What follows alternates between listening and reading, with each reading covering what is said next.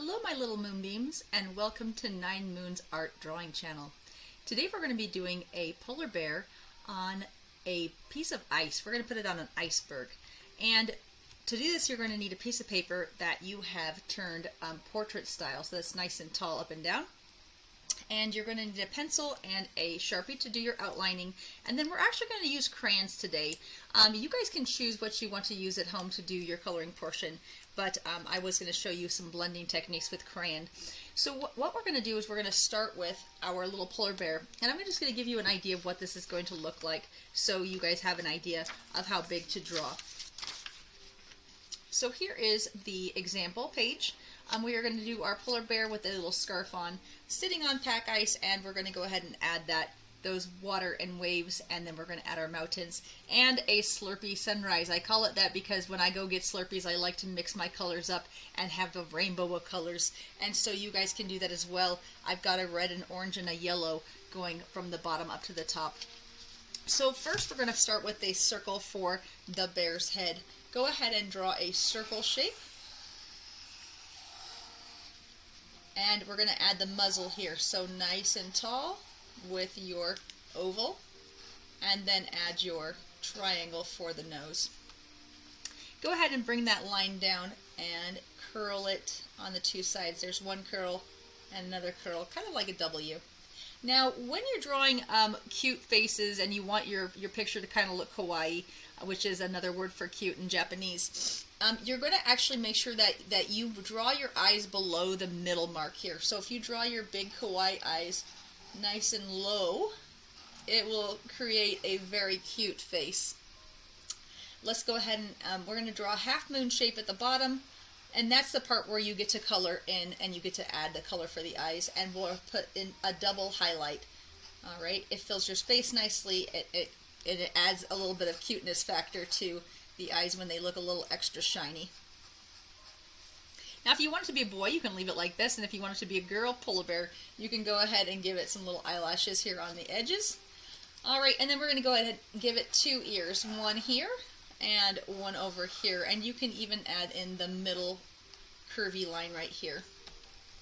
Okay, so the next part we're going to do is we're going to add the body. So you want to go ahead and add the shoulder line, so let's bring these lines down. And then I want you guys to make an M shape. So you're going to bounce up. You're going to start right here, and we're going to bounce 1 and 2. 1 and 2. And then go ahead and add the bottoms on there. Pull across, pull across, pull across, and last one. Okay, line across the middle for the belly, and go ahead and give it 2 lines on each foot for the little paw mark. Kind of look like little gumdrops. Alright, we're going to give it a little tiny tail over here, and then we're going to add our scarf. Go ahead and do a nice line across, line down, connect, and go ahead and make little tassels here and there. Alright, so next what we're going to do is we're going to add some texture to our scarf. If you go ahead and draw some stripes on your scarf, then it'll give you some different areas to color in.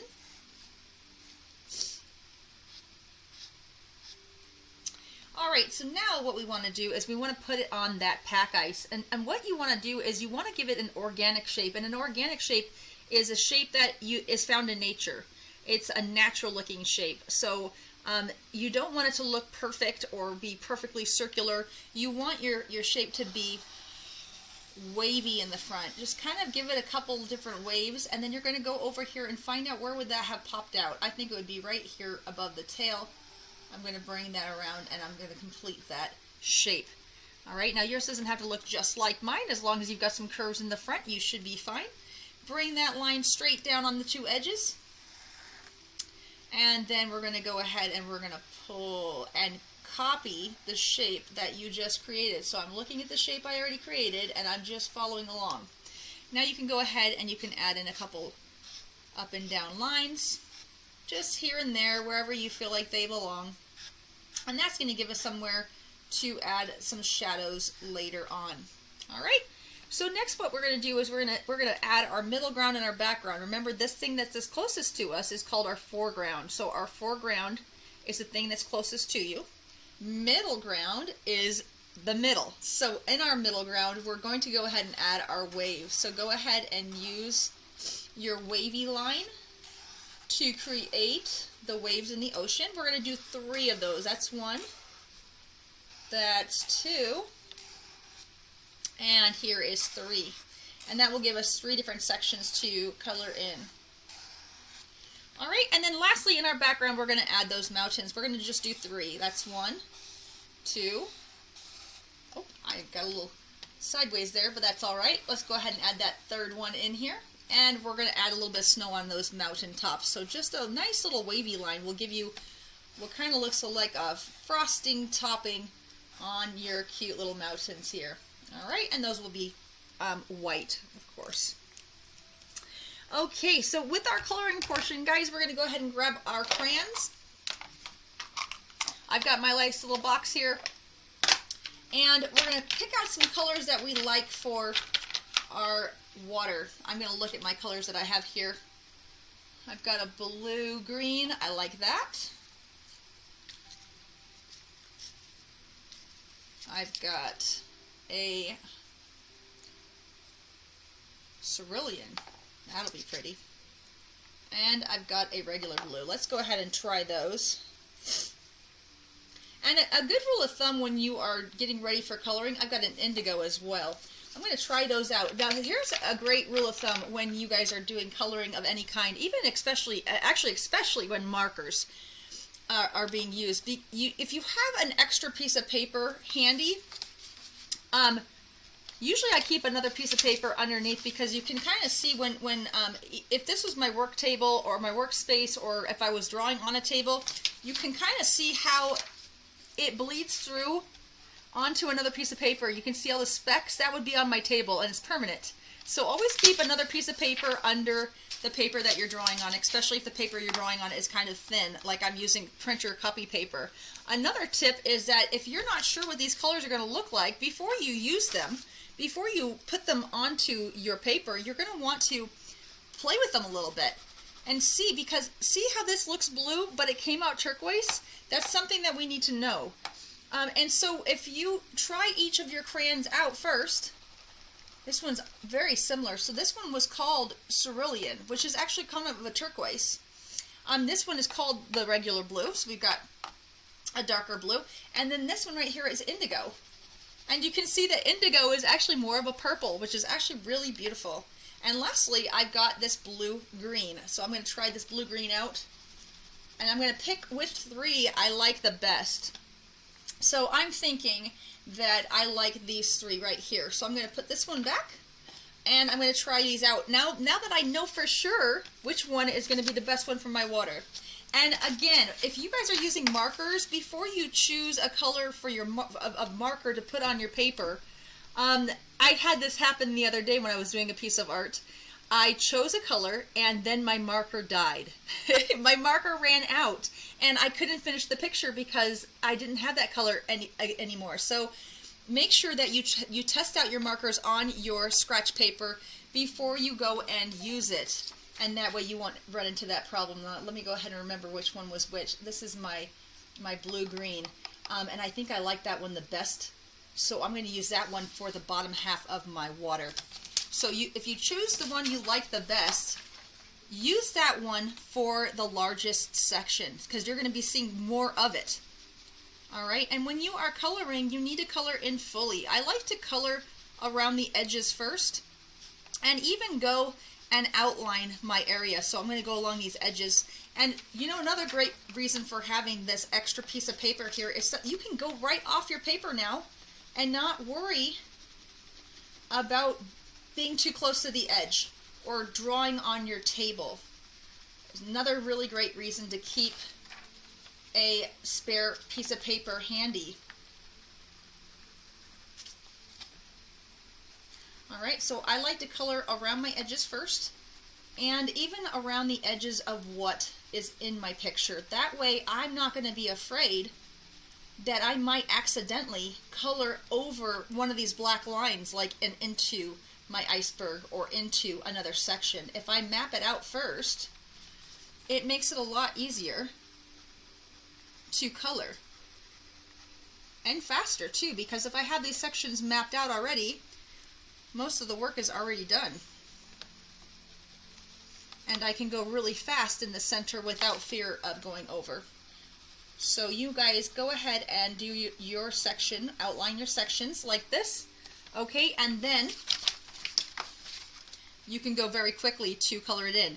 Remember, even when you are coloring with a color crayon, you want to go in one direction.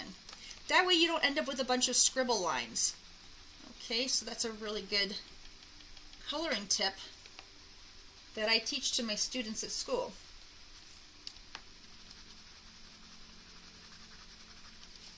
All right, almost there.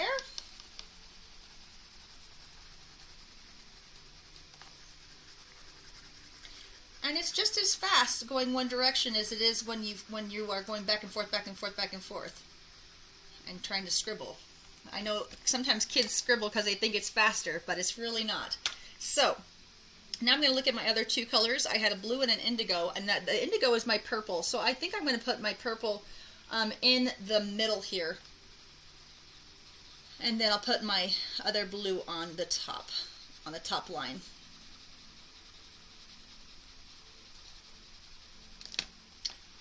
All right, and that just creates a little bit of interest with the different colors. It kind of gives it a little bit of depth perception, a little bit of shading and shadowing. All right, and my last color here.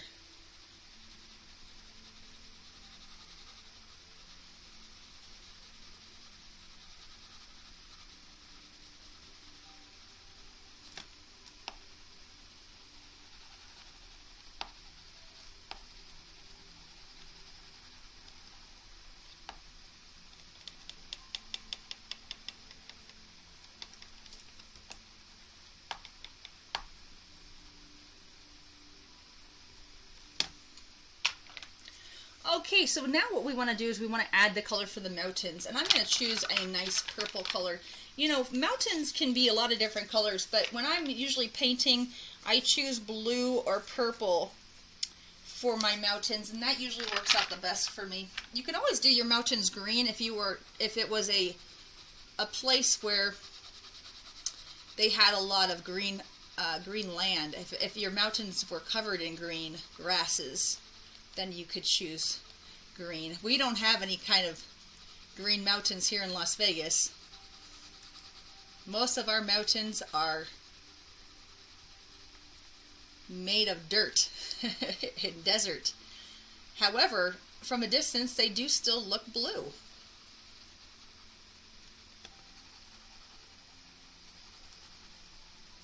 Alright, and you know, another way of coloring is going around in little circles. Like right now I am making little tiny circles with my crayon, and that works really nicely as well.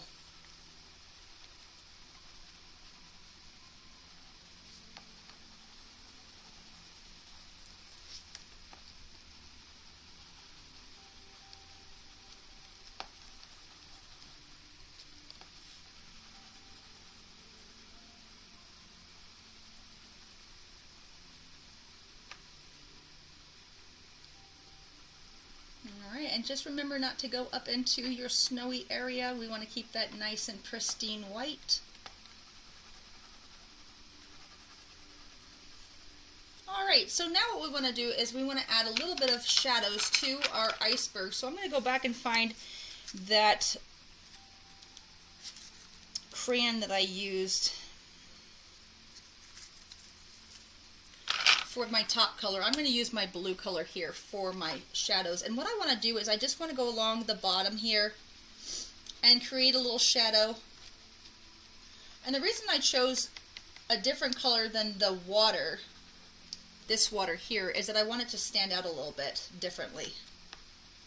Okay, and I'm going to go ahead and color inside of my little vertical lines to create shadows, and I'm going to go all along the edge here as well, so that it kind of looks like the shadow from the top of the ice. Now you can create a little bit of shadows inside of here, very, very lightly. I'm going to add just a little bit of shadows in here with this blue crayon. Just a little bit here and there, and definitely under its feet, because wherever it would be sitting is definitely going to have a shadow from its body. So if you just go along the bottom of the edge here of where it's sitting, you're going to end up with a nice little shadow for your ice. Alright, so definitely, you would definitely want to use blues for shadows on ice. And we can even do a little bit of shadowing up in our blue area here. You don't have to if you don't feel confident about doing it. I'm only going to put a little bit here and there on the edges here. But you could leave them pure white if you want to. Now we're going to go work on that Slurpee sunrise. So I'm going to look in my crayon box and I'm going to find myself a little bit of reddish pink. So here's a great one. Violet red. Violet, of course, is purple. It's another name for purple. And I don't really want it to be red. I did want a little bit of pink in there. So let's go ahead and use a violet red. And I'm going to transition that one into my orange. And I'm going to transition that one into my yellow. So I'm going to start down here in between the crevices. And I really like this pink color, this reddish pink, because it looks really nice next to the purple mountains. And here's a rule of thumb when you are transitioning colors, especially for a sky, and especially with markers or paint. You definitely want to choose two colors that like each other, okay? And when I'm teaching art at school, I teach the children that the colors, they have to be friends. Because if you mix colors that don't like each other, especially with paint and markers, you could accidentally create brown when they touch or overlap. So usually the colors on a color wheel, if you have access to a color wheel, they have what's called complementary colors. That's the color that's across from the other color on the color wheel. And those complementary colors look really nice together, but not touching. So, for example, if you put a green and a red paint together, you will get brown. Orange and purple make brown, and yellow and purple and orange and blue. Okay, so think about the colors of the rainbow and the order that the colors of the rainbow are in. Those, if you put a red next to an orange, like I'm doing right now, they're going to love each other because they're next to each other in the rainbow. So you definitely want to keep those things in mind when you are using markers or paint, or even right now with crayons. I like that I can transition these colors as if they were in the rainbow. We're going to go red to orange to yellow. And you can see I'm kind of overlapping just a little bit. I take my orange and I go over the pink just a little bit. This is also a great way to get the tie-dye effect. Like if you were going to draw a picture with a character and the character had on a shirt and you wanted to put the shirt as tie-dye, you're going to make these little sketchy marks right here, and you're going to make sure that the colors overlap just a little bit. Now here's again, I'm going to use my paper that's underneath here. When I get to the edge of my paper, I want to be able to pull up and go off the edge of the paper. That way I can color all the way to the edge of my paper and not have to worry about getting it on my workspace. So always keep that extra piece of paper with you. And we got to be careful not to go back and forth too much because it will rip your paper or bend your paper. So if you kind of go in one direction off your page, that's better than going up and down. You can kind of see right here when I was going up and down, it kind of bent my page a little bit. So there's a tip for you as well as to how not to harm your paper. All right, guys, I think this looks like it's just almost about done. We've got a nose to color. Let's go ahead, and I'm going to actually make the ears have a little bit of pink in them. And then I'm going to color the nose black. Let me go ahead and get my Sharpie back out because they do have black noses. All right, and then lastly, I'm going to choose a color for my scarf, and I think a color I haven't used yet. When I'm trying to think of what color I should use for things, sometimes I look at what colors have I already used. I've already used every color of the rainbow, nearly, except for green. And that's sometimes how I make decisions about what's the next color. And you see how that kind of brings a whole piece of artwork together? I've got every color of the rainbow now. It looks very colorful, it looks very happy. So if you're drawing and you're coloring something and you're trying to think what in the world color should you choose next, just ask yourself what colors have you already used and what color are you missing? What color have you not used yet? And try to use as many colors as possible because it makes your picture so cute. Alright, and then I just want a little tiny color in the eyes. I think I'm going to choose a little